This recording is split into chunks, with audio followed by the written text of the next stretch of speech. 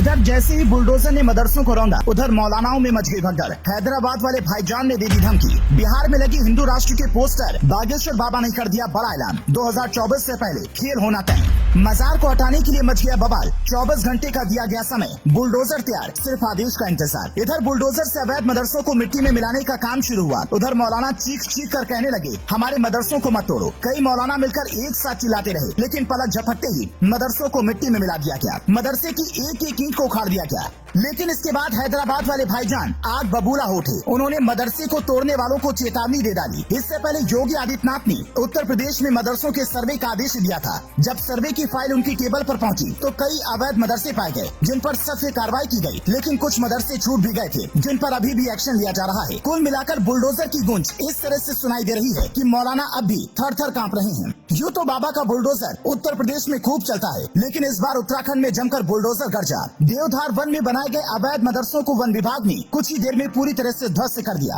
बताया गया कि कुछ मुसलमानों ने जबरदस्ती सरकार की जमीन पर मदरसा खोल दिया था, जिसका लोग विरोध कर रहे थे। इसीलिए अब मदरसों को मिट्टी में मिला दिया गया है। लेकिन जैसे ही इधर मदरसे को ढेर किया गया, उधर महाराष्ट्र में मजार को तोड़ने के लिए बवाल मच गया। महाराष्ट्र नव निर्माण सेना के कार्यकर्ताओं ने एक अवैध मजार को हटाने की मांग कर दी।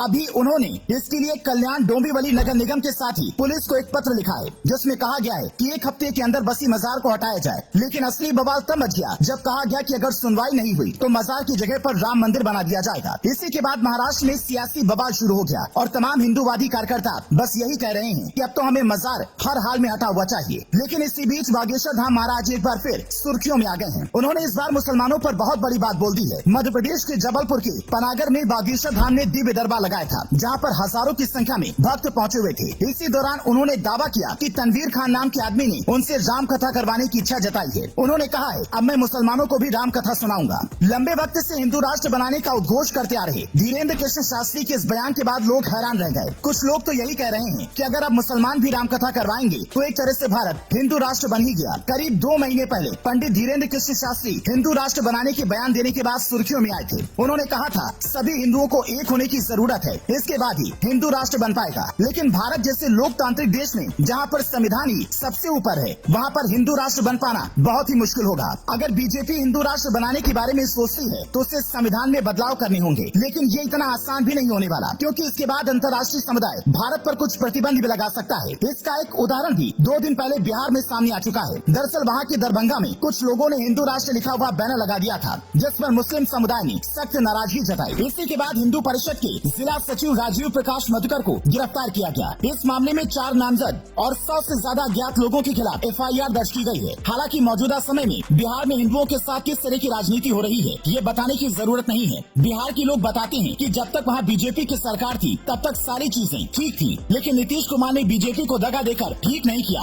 अब वहाँ पर मनमाने तरीके से सरकार चलाई जा रही है। वैसे हिंदू राष्ट्र बनाने के मुद्दे पर आपका क्या मानना है? क्या ऐसा होना चाहिए? कमेंट करके अपनी राय हमें जरूर बताएं।